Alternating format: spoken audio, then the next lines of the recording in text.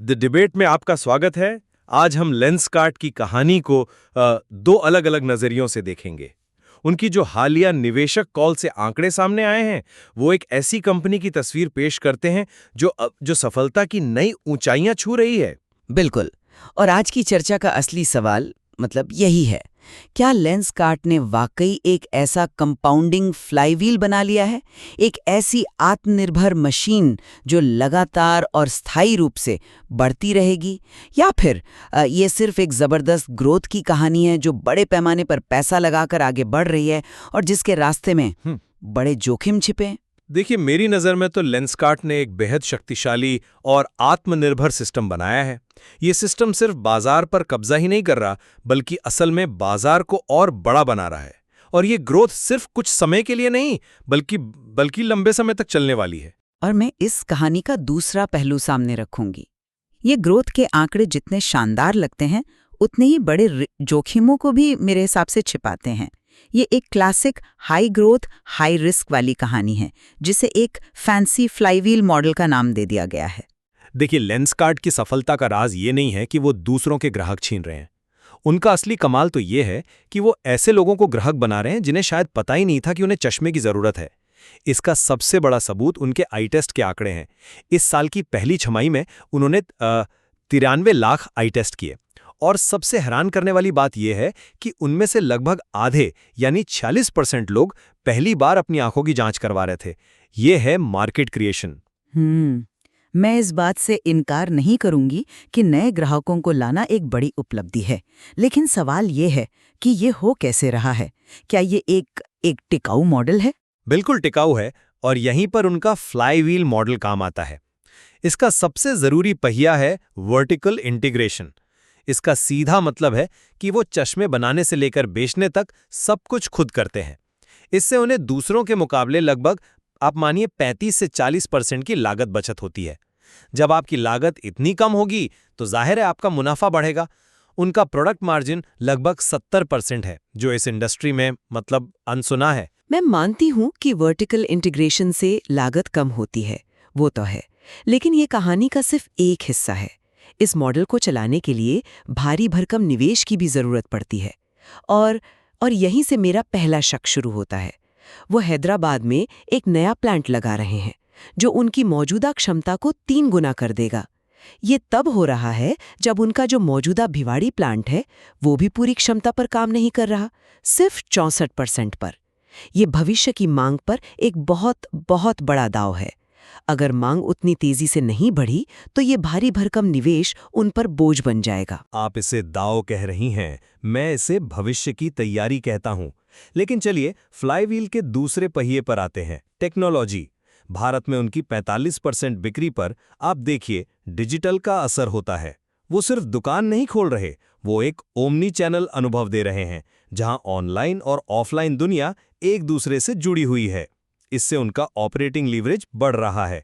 Operating leverage ये एक ऐसा शब्द है जो बहुत इस्तेमाल होता है। क्या आप इसे थोड़ा आसान भाषा में समझा सकते हैं कि इसका असल में मतलब क्या है? जरूर।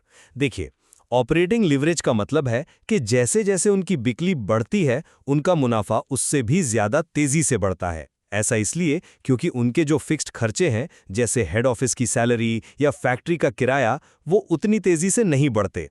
और इसके नतीजे साफ दिख रहे हैं। पिछले 3 सालों में उनका ईबिटडा मार्जिन, मतलब जो ऑपरेशनल प्रॉफिट होता है, वो 8.3% से बढ़कर लगभग 20% हो गया है।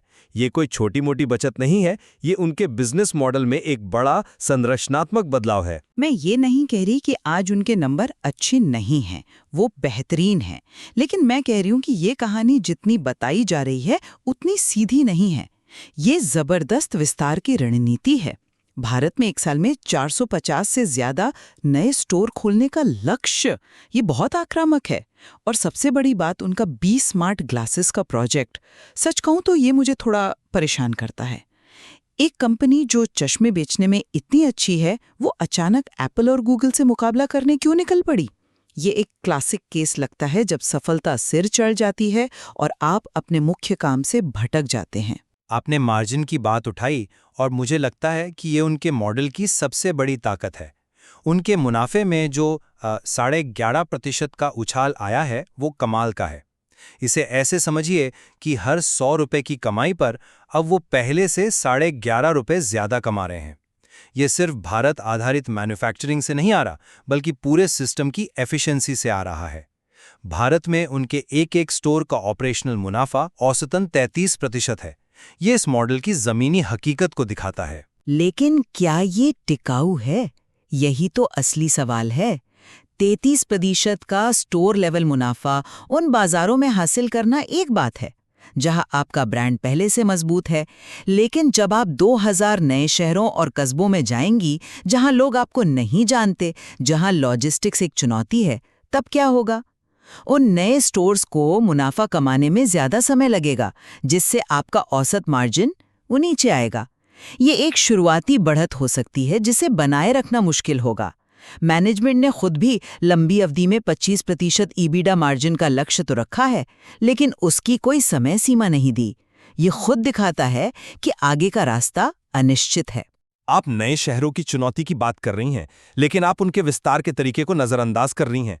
उनका विस्तार अंधाधुंध नहीं है। यहीं पर उनकी टेक्नोलॉजी, जिसे वो जियो-IQ कहते हैं, काम आती है। यह एक AI प्लेटफॉर्म है जो 3000 से ज्यादा अलग-अलग डेटा पॉइंट्स का विश्लेषण करके बताता है कि अगला स्टोर कहां खुलना चाहिए, यहां तक कि 50 मीटर की सटीकता के साथ। निर्भरता ये अपने आप में एक जोखिम है। इसके नतीजे साफ दिख रहे हैं। उनकी समान स्टोर बिक्री वृद्धि, यानी पुराने स्टोर से होने वाली ग्रोथ 15% है, लेकिन समान पिन कोड बिक्री वृद्धि 20% है। इसका मतलब है कि वो उसी इलाके में नए स्टोर खोलकर बाजार पर अपनी पकड़ और मजबूत कर रहे हैं, और वो भी बिना अपने पुराने स्टोर के ग्राहक छीने। बिजनेस की भाषा में इसे कैनिबलाइजेशन कहते हैं, और लेंसकार्ट का दावा है कि उनके यहाँ ये न्यूनतम है। ये साबित करता है कि उनकी डेटा आधारित रणनीति काम कर रही है। मैं इस तर्क से पूरी तरह सहमत नहीं हूं। देखिए, शुरुआती दौर में न्यूनतम कैनिबलाइजेशन का दावा करना आसान है जब आप एक बड़े शहर में कुछ स्टोर खोल रही हों, लेकिन इसका असली परीक्षण तब होगा जब वे मौजूदा 431 शहरों से 2000 नए कस्बों में जाएंगी। वहां बाजार की समझ, ग्राहक का व्यवहार और डेटा की क्वालिटी सब कुछ अलग होगा। क्या उनका AI मॉडल इन नए छोटे बाजारों में भी उतनी ही सटीकता से काम करेगा? मुझे इस पर थोड़ा शक है। और ये जोखिम सिर्फ भारत तक ही सीमित नहीं है। जब हम उनके अंतर्राष्ट्रीय प्लान को देखते हैं तो यही विस्तारवादी महत्वाकांक्षा और अनिश्चितता फिर से सामने आती है। मैं इसे अनिश्चितता नहीं, बल्कि एक सोची समझी रणनीति कहूंगी। वे सिंगापुर और UAE जैसे स्थापित बाजारों में अपनी पकड़ मजबूत कर रहे हैं, जहां वे पहले से मौजूद हैं, और साथ ही सऊदी अरब और जापान जैसे नए बाजारों में सावधानी से कदम रख रहे हैं। मॉडल वही है, एक हाइब्रिड मॉडल। टेक्नोलॉजी और सप्लाई चेन भारत से कंट्रोल होती है, जो लागत को कम रखता है, जबकि मार्केटिंग और डिजाइन को स्थानीय बाजार के हिसाब से ढाला जाता है। ये बहुत एफिशिएंट है। एफिशिएंट हो सकता है, लेकिन क्या ये सफल होगा? अभी ये कहना थोड़ी जल्दबाजी होगी। उनका अंतर्राष्ट्रीय कारोबार अभी बहुत शुरुआती चरण में है। पहली छमाही में जो भी ग्रोथ आई वो ज्यादातर पुराने स्टोर्स के बेहतर प्रदर्शन से आई। ये साबित नहीं करता कि उनका ये मॉडल हर नए देश में काम करेगा। लेकिन उनके ब्रांड पोर्टफोलियो की ताकत को देखिए। उनके मेलर ब्रांड को भारत और मध्य पूर्व में जबरदस्त प्रतिक्रिया मिली है। CEO ने खुद इसकी तुलना रेबैन से की है, जो उनकी महत्वाकांक्षा को दिखाता है। महत्वाकांक्षा और हकीकत में फर्क होता है। CEO ने भी इसे दावे के बजाय एक संभावना कहा था। मेलर की तुलना लग्जोटिका के रेबैन से करना ये एक बहुत बड़ी छलांग है। रेबैन एक ऐसा ब्रांड है जिसके पीछे दशकों की विरासत और एक वैश्विक पहचान है। मेलर को वहां तक पहुंचने में एक लंबा और अनिश्चित रास्ता तय करना है। ये दिखाता है कि कहानी में उम्मीदें ज्यादा हैं और ठोस सबूत कम। लेकिन भविष्य के लिए इस तरह के साहसिक दांव लगाना ही तो ग्रोथ की निशानी है, और उनका सबसे बड़ा और साहसिक दाव है बी स्मार्ट ग्लासेस। यह भविष्य की एक झलक है। यह उन्हें सिर्फ एक चश्मे की कंपनी से एक आईवीआर और डेटा कंपनी में बदल देगा, या फिर ये उन्हें उनके मुख्य व्यवसाय से भटका देगा। मैं असहमत हूं। वे इसे कॉलकॉम के चिप पर इन हाउस बना रहे हैं, जिससे उन्हें हार्डवेयर और सॉफ्टवेयर पर पूरा नियंत्रण मिलता है। ये एक रणनीतिक कदम है जो उन्हें ग्राहक के साथ और भी गहरे स्तर पर जोड़ेगा। सोचिए, वे अपने विशाल स्टोर नेटवर्क का इस्तेमाल इन स्मार्ट ग्लासेस को बेचने और सर्विस करने के लिए कर सकते हैं। ये एक ऐसा फायदा है जो किसी टेक कंपनी के पास नहीं होगा। वे सिर्फ एक प्रोडक्ट नहीं बेच रहे हैं, वे एक पूरा इकोसिस्टम बना रहे हैं। मुझे माफ करना, लेकिन ये क्लासिक रणनीतिक अति विस्तार का मामला लगता है। एक प्रतिस्पर्धी हार्डवेयर और सॉफ्टवेयर इकोसिस्टम बनाना, ये बेहद मुश्किल और महंगा काम है। एप्पल, गूगल और मेटा जैसी कंपनियां इसमें अरबों डॉलर लगा चुकी हैं और फिर भी संघर्ष कर रही हैं। ये प्रोजेक्ट लेंसकार्ट की भारी मात्रा में पूंजी और सबसे जरूरी मैनेजमेंट का ध्यान खींच सकता है।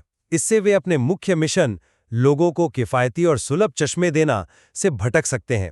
हाँ, अगर यह सफल हो गया तो इनाम बहुत बड़ा हो सकता है, लेकिन विफलता की संभावना और उसकी कीमत उससे भी कहीं ज्यादा है। ये एक ऐसा दाव है जो उनके पूरे फ्लाईव्हील को पटरी से उतार सकता है। अंत में लेंसकार्ट की कहानी सिर्फ तेज ग्रोथ की नहीं है। ये एक पूरी की पूरी कैटेगरी को नए सिरे से परिभाषित करने की कहानी है। उनका डेटा आधारित वर्टिकली इंटीग्रेटेड मॉडल एक ऐसा टिकाऊ कॉम्पिटिटिव एडवांटेज बना रहा है जिसकी नकल करना दूसरों के लिए लगभग नामुमकिन है। उनके मार्जिन में लगातार सुधार, नए ग्राहकों को जोड़ने की बढ़ती एफिशिएंसी और 20 स्मार्ट ग्लासेस जैसे भविष्य के दाव ये दिखाते हैं कि वो सिर्फ चश्मे नहीं बेच रहे हैं, वो एक ऐसा तकनीकी इकोसिस्टम बना रहे हैं जो आने वाले कई सालों तक उनकी ग्रोथ को रफ्तार देगा। और मैं ये कहूंगी कि लेंसकार्ट की मौजूदा रफ्तार काबिले तारीफ है, लेकिन उनके भविष्य के रास्ते में बड़ी बाधाएं हैं। हैदराबाद में क्षमता को 3 गुना करने के लिए भारी भरकम पूंजी निवेश, पूरे भारत में तेजी से विस्तार से जुड़े ऑपरेशनल रिस्क और स्मार्ट ग्लासेस जैसे बेहद महत्वाकांक्षी प्रोजेक्ट्स, ये सब मिलकर इस फ्लाईव्हील की गति को धीमा कर सकते हैं या इसे रोक भी सकते हैं। ये कहानी जितनी बाजार बनाने की है, उतनी ही जोखिम भरे दांव लगाने की भी है, और इस खेल का नतीजा अभी तय होना बाकी है। आज की चर्चा से ये तो साफ है कि लेंसकार्ट का मौजूदा ऑपरेशनल मॉडल बेहद सफल है, लेकिन उनकी भविष्य की महत्वाकांक्षाएं उन्हें एक अनजान और चुनौतीपूर्ण रास्ते पर ले जा रही हैं। बिल्कुल, और अब ये देखना बाकी है कि क्या उनका मौजूदा फ्लाईव्हील इस विशाल विस्तार और विविधीकरण के दबाव को झेल सकता है।